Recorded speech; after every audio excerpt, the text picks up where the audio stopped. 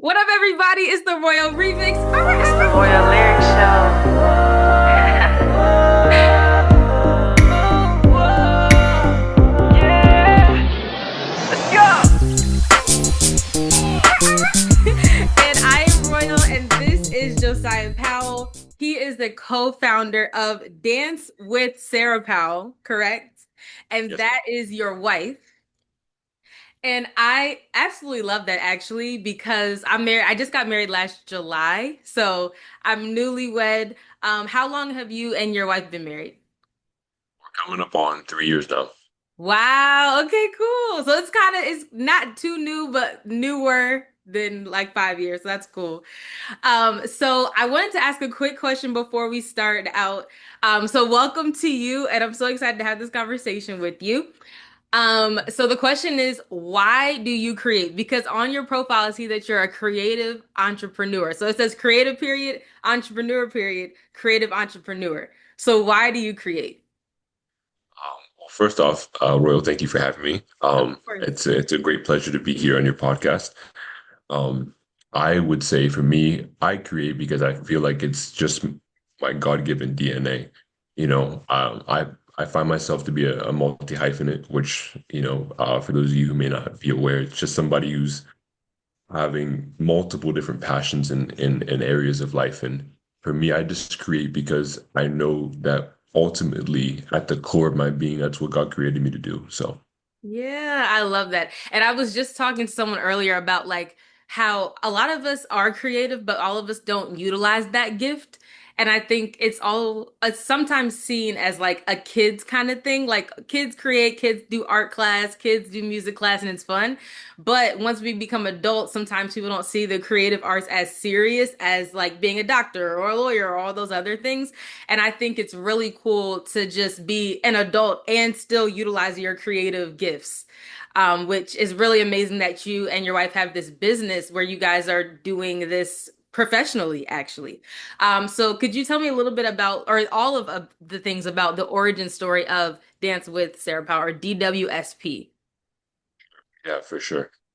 Well, for a little bit of context about DWSP, my wife Sarah is a professional Afrobeats, Afro dance instructor and choreographer, and she's been in the industry for over 10 years now. She's done amazing performances, opening up for different artists like Burna Boy, Tiwa Savage, Yemi Wow. Alade. The list goes on and on. So she's a beast, and Yeah. she was in the industry for years. She used to be headquartered in Houston, and she loved everything about Afro dance. For those of you who don't know, this is like styles ranging from Amapiano to Niger street style, Afro beats galore. That was her wheelhouse, and it came to a place once we got married. She moved here. We're headquartered in Baltimore, and she moved here, and it really became a thing of she loved the art, but the reality is the community and the politics behind the actual expression in the dance really became heavy. And although she loved it, we really wanted to get to a place where it wasn't like that. So while we were getting ready to have our daughter Freedom last I year, love that it name, by the was way. I love that name. thank you, thank you. Um, it was a point where Sarah just had this conviction in her spirit that rather than just kind of allowing dance to go towards the background of our life, we had excuses to allow that to happen.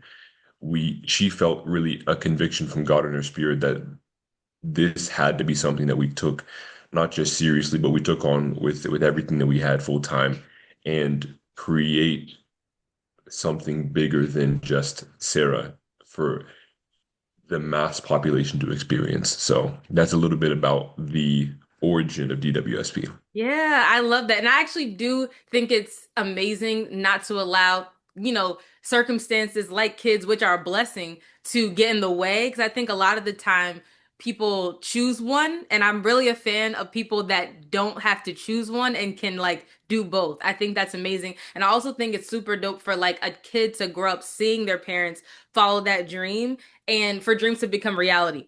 I'm also not like, whenever I think of like a dreamer, I'm like, we gotta be more than dreamers, right? Like, we gotta see the dream and actually try to achieve it. And I think it's really cool, again, for adults to be creative and to achieve dreams that they've been kind of growing up on their whole lives and doing something actual with that. That's really cool. Are you also a dancer? Everybody asks me that, but I'm not. I'm Okay. really just like the background infrastructural guy. So Okay, got you. So did you grow up in like the creative space as well, or and in what creative spaces? so yes, I grew up.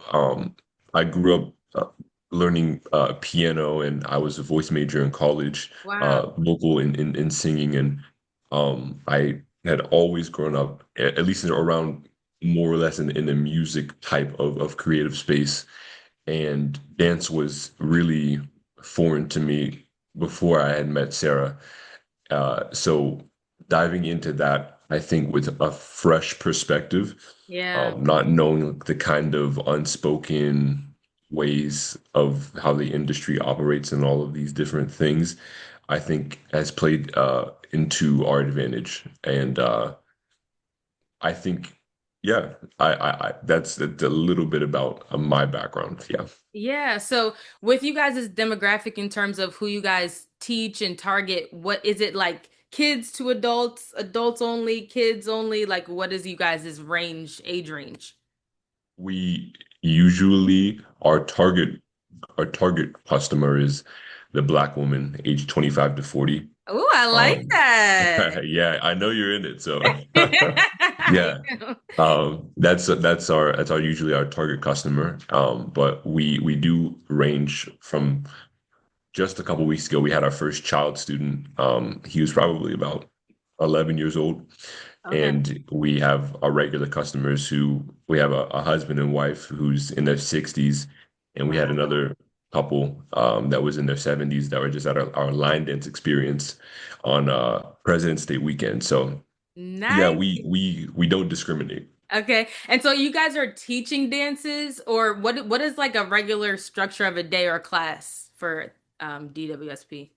That's a great question. We usually structure it pretty straightforward in terms of we have our in-person experiences are like usually structured towards people who are beginners or novices, people who don't have that much of a knowledge or skill in any various form of Afro dance, and we take it from ground zero, helping people to not just learn the foundational movements that these styles are coming from, but also learning the various cultures and stories behind the movement that they're learning, so that they get a at least a intro experience and knowledge into these various African diaspora stories and cultures that make up these dances. Wow, that's so cool because it kind of reminds me of, well, I'm not a dancer at all. And I probably could definitely use a beginner course, like fully. Yeah. And I think especially in the times that we're in right now, a lot of people, well, I used to be a teacher and I used to teach African American lit as well as English. And just teaching kids about their history and the culture of, how we even got here, how we have certain kinds of dance now that we didn't have before African people started dancing, and where a lot of these things originated. It's really cool to see that that's happening, in the worldly space versus just school education kind of spaces. So that's really dope. And I think also learning the history can be very healing, especially knowing that like we own something, which is like dance. I think, which I don't know too much about dance, but I think that based on things I've heard and seen and different movements I've seen, like I don't even I heard K-pop derived from African culture. So I'm like, Yeah. that's crazy that like the root is where we are, and then it has developed all these amazing, cool things. Which I think more people knowing that, especially kids, but also just any age group, not who doesn't know already, I think knowing that information can heal just any trauma that could have come from feeling like, oh, like I'm black, I don't really know like what we've done and why it's important and all that kind of stuff. And then I've also, from seeing movies like Step Up, I know that dance can really Yeah. be that expression that can just help somebody through life or hard times. So, how would you guys say that mental health has played a part in dance? Because somebody might not think that doing a movement would have something to do with up here. So, I think that's a great question. And it's something that for me, I love talking about because so many people don't realize that dance itself has been medically and peer research proven to be a a tool to which people can use to decrease anxiety and depression and increase their positive mood elements in their daily lives. And for us, we target that at our most core aspects of the way that we teach and the way that we engage our community, even outside of our regular classes and everything like that. Mental health is such a critical aspect of daily life, especially here in the States. I feel um, that ever since COVID, and this is also backed by data as well, ever since COVID, seeing the crazy increase, excuse me, of mental health issues that have arisen from social anxiety and loneliness and isolation has been staggering. And for us, we have really desired and have taken on with a full head of steam the approach of being an answer to this critical epidemic of mental health decline among US adults with Afro dance and with the community that we've been building through the vehicle of Afro dance. I think so many people, especially at this current point of time that we're now like at past the halfway point of this decade, and so many people have gotten so fatigued with the Zoom era of things where they are sold connection or they're sold some sort of relief to the burden that they've been experiencing with their mental state, only to be let down and just to get something that feels so superficial. And with us, we have taken it on from a place of we want to provide our community, and as we grow the community that we continue to build, not just here in Maryland, but as we continue to increase in other areas and locations, we want to build a community where people can actually connect with one another, make a friend, have relationships that grow from this experience that they're having of learning a brand new skill and style of dance that they've probably never tried before, probably for many reasons, and have something blossom from that is more than just physical exercise or a dopamine high. yeah, and I think exercise is something that people do need. And I think an Afro dance class to me could almost act as like, you know, when people give kids medicine, but they put it in like pudding. It's Yeah, kind of like I feel like that could work that way, where like, you know, you might have a friend that doesn't like working out, but you're like, just come to this class, you know, it'd be fun and like we move and it's good music and it's vibes. I feel like that's a good way to just kind of give somebody the medicine of exercise by dance, yeah, which is like top tier, like for 2026 especially. A lot of people will start out the year being like, I'm going to the gym, and then they can't figure out how to keep that up. But I think having a yeah. hobby almost like dance could help people kind of do that. So that's really, really cool. And then what do you think is like a superpower behind working and doing something like DWSP with your wife? What is like the secret sauce with that? I would say faith, to be honest with you. Um, I would for our dynamic excuse me, our dynamic, we have a an understanding that ultimately we're building towards something so much bigger than ourselves, Mm, whether it's personally with the fruit that comes from our marriage into our daughter's life, into the lives that we affect, having an understanding that what we're building is going towards improving and serving other people has been something that's helped us maintain a level of steadiness that I think without without it we would be a lot more unsteady and turbulent. Um, I think having the mindset of building towards improving others and serving others and not just serving ourselves has also given us a lot of joy and fulfillment, and it also refined us, I would say, Mm, because of having to work together from a professional standpoint and taking a non-emotional perspective with each other has refined us to think in a way that the other usually would think and helping us to once again look outside of just the way that we would usually operate and take somebody else's perspective on for the sake of somebody else's benefit, if that makes any sense. yeah. So being able to, as the word says, iron sharpens iron has really been key for us. Wow. Yeah. I can imagine that can be like a growing thing. You know, you're growing your characters building. All of that is such a that's a superpower for real because you're doing yeah, it's like a life hack for like a growth in your marriage. It's like doing a business together. Like that's like here you go. Because a lot of people will be married to their work and it's like being married and married to your work and it's all encompassing. That's really cool. Have you always been an entrepreneur or what brought you to entrepreneurship? That's something I'm really interested in lately because I'm hoping to transfer into entrepreneurship full time at some point. And I just would love to know like how you got here, really for my own benefit, but also for Sure. the world. Yeah. Um, I come from a an entrepreneurial line. My parents started their own flower shop when I was a kid, Oh, and yeah, it became a really big hotspot in the small local town that I grew up in Northwest Pennsylvania. And wow. people would come from across state line in Ohio and from far towns and all around to buy my parents flowers for prom and weddings, Wow. homecoming, funerals, the whole nine.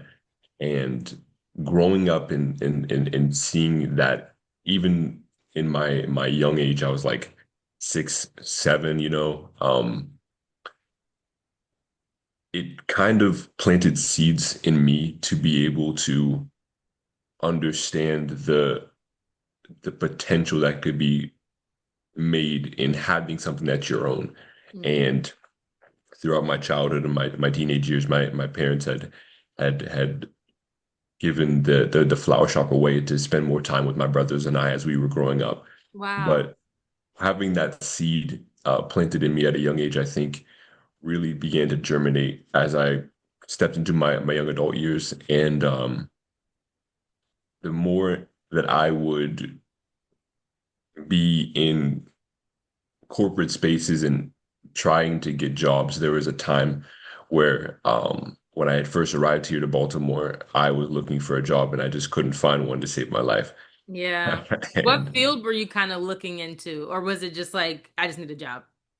I was honestly, I was looking to get into the cybersecurity field, Okay. but I had like zero experience. So I was grabbing the short end of the stick for most of that era of my life. But that time of searching and searching and searching and really coming up with nothing, um, it it led me to receiving a message from my mom. One day she called me up as I was down here, and I was really frustrated and discouraged because I was like, I don't understand this. Like I was applying all the time and just rejection after rejection after rejection. And people be like, why can't you just get a job? Just go out there and get one. And it's like, it's not that easy. I'm telling you, it was embarrassing. I'm sitting here. everybody's looking at me, and my mom had called me and she said, you know, the Lord had given me a a word for you that you're essentially you're meant you're not going to have a conventional source of income Wow. like a regular 9 to 5, you know. And the long and the short of it is it was the message that really sparked me and drove me into having a full confidence of knowing that I was meant to be an entrepreneur. Wow. And that, in a nutshell, has kind of been my journey to entrepreneurship. There's a lot more failures of starting businesses and it not working and moving to something else, but that's my journey in a nutshell. Wow. And it's so funny because a lot of people, everyone who's an entrepreneur I've heard that's successful will be like, yeah, there's a lot of no's, a lot of failed businesses. And I'm like, well, nobody wants to go through that part. And then it kind of would deter someone, be like, stick with the 9 to 5. It's more stable for, the mind. But then it's always like there's such a reward once you do kind of figure out what your thing is. So that's really cool. And with being a founder, do you feel like it's been was it the path that you kind of just figured would be, or has it been so roller coastery that you kind of at one point were like, I think this is not like called your mom back, like, listen, that word, I don't know about that. Or did you just like stay forth with it? Like, Be honest with you, um, it was really a matter of I'm a little bit of a hard head when it comes to like doing certain things, especially like hard things, hmm um, where I was kind of driving myself towards just making money and trying to become a successful entrepreneur. And in that, there was a ton of those failures and things like that. But really, what kind of changed things for me was honestly beginning DWSP because up until this point uh, of being in this venture in this company that we're now running now, it was really a matter of me looking out for my own interests, which was just making money because I was tired of being broke. You know, and what changed things for me, to not be discouraged like I was in my job search was really changing the foundation of why I was doing it. And hmm ever since then, to be honest with you, it's not only reignited a deep fire within me, but it's given me clarity and focus as to how I'm supposed to operate day to day in business. So, which is to kind of like put a bow on that is serving others. That really changed the whole game for me. Yeah, and I think that part, that service part, woo, I keep on watching all these podcasts on like business and entrepreneurship, and a lot of things that have been said is just like if you're not doing your business to better someone else's life, it's probably not going to work. Because nobody wants to buy or experience anything that's not going to do anything for them. As selfish Very as true. people are, it's like, Yeah. I mean, what can you do for me is kind of the big question. Which I think as you've been explaining what you guys do with DWSP, it's like there's a lot of benefits from being a part of this community that I think people probably in 2026 need a jolt of like, guys, you need to be in person with people. You need to be moving your body. Exercise is a thing, mental health is a thing. And these are practical ways to do that. Because I think a lot of times people are like, okay, yeah, go to therapy and go to the gym. A lot of people are like, I can't afford therapy. I don't even know how that works. I mean, what gyms are there out there? Planet Fitness, I don't want to do that. It's just like, and people don't know what workouts to do, and people need trainers. And I think something like dance, again, is just like the perfect way to get, especially someone who isn't a dancer, who likes to move their body. It's like, this is great. So yeah, what would you say to somebody who was a beginner that was like, I mean, I don't know how to do this. Like, why would I join something and people just knowing, oh, yeah, it's probably for people that have been dancing. Like, why should people that have never danced before try it out? Because from my experience, seeing at this point, we've had countless amounts of people that have never tried it. You Yeah. know, they come in with maybe with a friend who was like, you know, let's go try it out. They had somebody who was kind of like pulling their leg to get there, you know. From my experience, because I watch me, I have like hawk's eyes, especially with what we do, you know, always keeping an eye on people.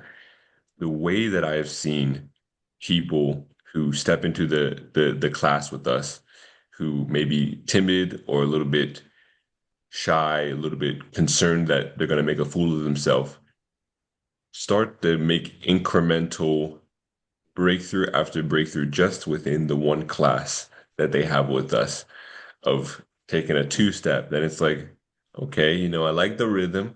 I like the song that's playing and the instructors is being a little bit patient with me. You know, they're helping me figure this out.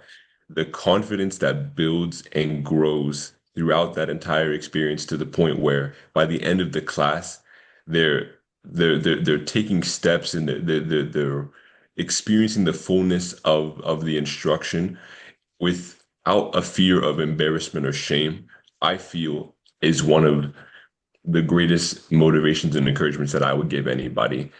For me, our experiences and learning dance is something that can be so freeing for your personal confidence in terms of losing the fear of shame. And I think so many of us struggle with that day to day in various aspects of life.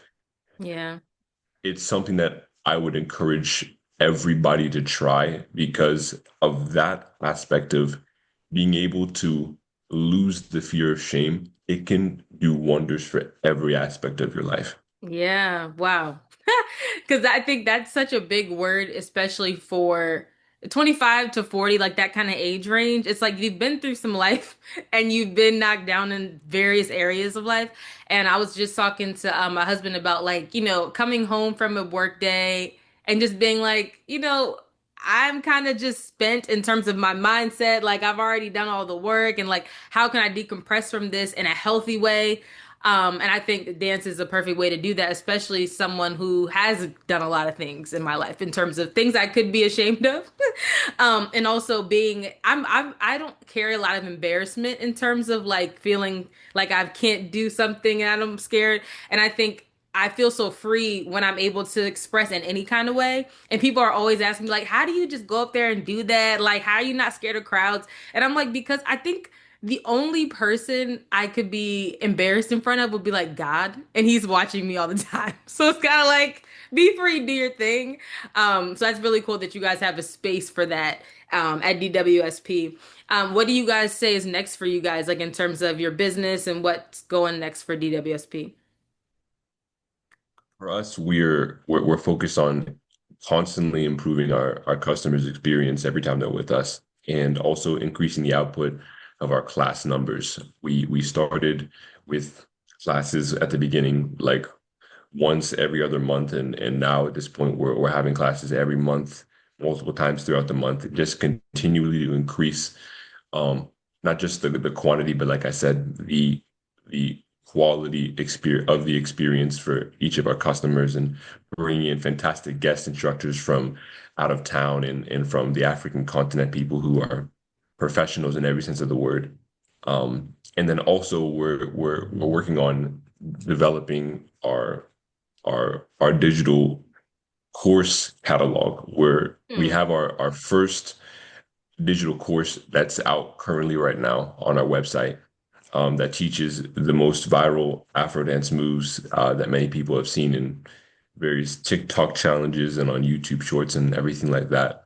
And we're working on just continuing to build out our online digital experience for our customers who aren't here in Baltimore in the DMV area, who still want to get in on learning Afro dance and taking in everything that it has to offer. And the last thing that I would say is just continuing to emphasize our community experience. You know, we don't want to ever have the people that join our classes or experiences to feel like it's about Sarah or it's about the instructors, like the sage on the stage.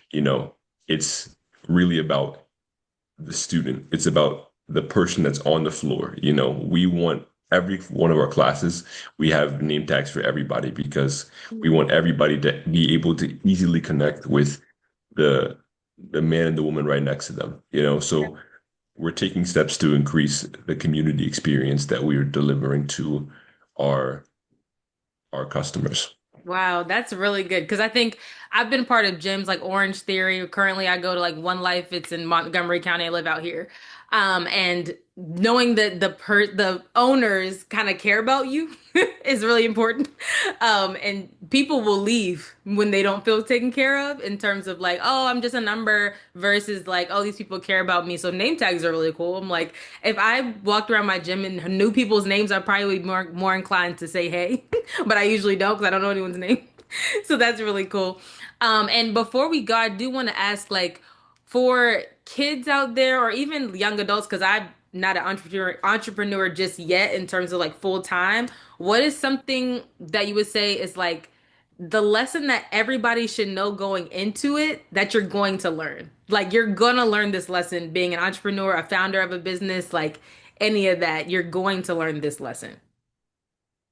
I would encourage everybody who desires to be an entrepreneur, if you're about to step into entrepreneurship, to understand this simple fact. It is not about you, and it will never be about you. I think that so many of us were lied to when they heard that in entrepreneurship, you're your own boss, and it couldn't be further from the truth. You know, um, the one of the things that helped me so much is, Jesus himself said, if you want to be first, you have to be last of all and servant of all. And even if you're not like a believer or anything like that, the reality is that is like the quintessential principle of business. You go last, your customer goes first, your vendors, your community, all of that goes first all the time. Because it's about making their life better. Maybe you're a kindergarten or pre-K, preschool daycare. Your life is to make the parents' lives better. Your life is to serve. If you're owning a Chuck E. Cheese, you have to make those kids happy. Whatever your desire is to go into in business. If you're thinking you're going to be the celebrity with the spotlight on you, this isn't the thing for you. You Yeah. need to put yourself at the very bottom of the ladder and put everybody else high. Yeah, because even I feel like even people like artists or famous, celebrities and stuff, at the end of the day, they still look at their comments. They're still seeing how they're able to please people. Their A&R people, whoever those publicists are like, I mean, these people are saying this about you, got to do something differently. So you are always working for the people, which I think is a misconstrued thing about entrepreneurship. Like you're saying, like you're gonna be able to schedule your time, but it's still according to what your audience needs.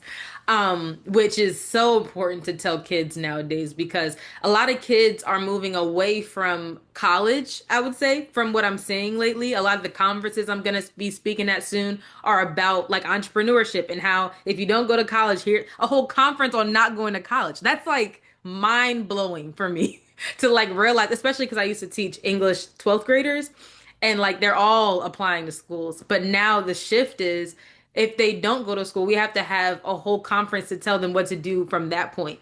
So I think it's important to hear from someone who's doing it. Like, guys, it's not glitz and glam. And I don't think anything's glitz and glam at this point. I mean, everybody's working hard. So that's really cool. And this is very inspiring, one to me, but also just to the community at large, especially for Baltimore. I think it's such a great creative space that a lot of people don't know about. That's like we have so one, Baltimore's huge.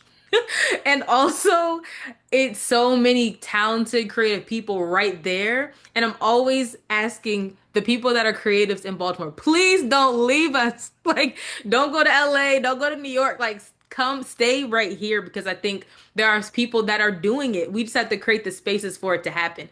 So I think, creative spaces like DWSP any type of space where you can dance and sing and do art and all the things that you want to do. It's really cool to have a gym like that in Baltimore. So thank you so much for that. And yeah, I appreciate all the work that you guys are doing. Another question I like to end off with is, this is the Royal Remix. So I like to ask, what is something in your life or your business that you think you could remix? So basically, you're already doing it, but you could remix it to make it a little better. Oh man, that's a great question. Um, I would say if I could remix anything, I would say it would probably be my fatherhood. Mm. I I want to be more mentally present with my daughter. Um, Wow. I'm there all the time with her physically, but to be honest, there's so many times where it's like I'm either thinking about something else or I'm working or I'm relaxing, and I want to be more present mentally to notice the small moments with my daughter Freedom as she's growing. That's what I would remix. Yeah, that's amazing. That's so beautiful. And I love her. How old is she? She's 9 months. Wow, I love that name. I love that name. I have a lot of siblings and we all have like interesting names, but I love that name. Thank But you. that's so amazing. I think, especially for entrepreneurs, you can get lost in that. That is like a huge thing to take over your life, especially you doing it with your wife as well. And so that all your time could be spent doing that and then resting. And a lot of people have the schedule of like eat, sleep, work every day. You come home and you sleep, and then it's like next day, next day. But I think kids really do take that in. They internalize that. And I think a lot of times parents who work a lot, which most parents do, they don't sometimes sit back and realize like, oh, I have to cater to this. I have to raise this kid. Like, although you can give them food and shelter, like that nurturing piece is really important. So to hear someone thinking, especially a man, in this day and age, like thinking about that and being conscious about that is beautiful. So I appreciate that as well. That's amazing. Y'all have to go and check DWSP out. They are doing it, and it's such a well-rounded situation, and I love that. We need more wholesome, well-rounded, especially our believers out there. We need more of that in our creative spaces and just in the world in general. So I appreciate you. Keep doing what you're doing. Any last final things you would like to say to our audience today? Um, I would just encourage everybody who's out there. Maybe you are a business owner. Maybe you're somebody who's working corporately or something like that.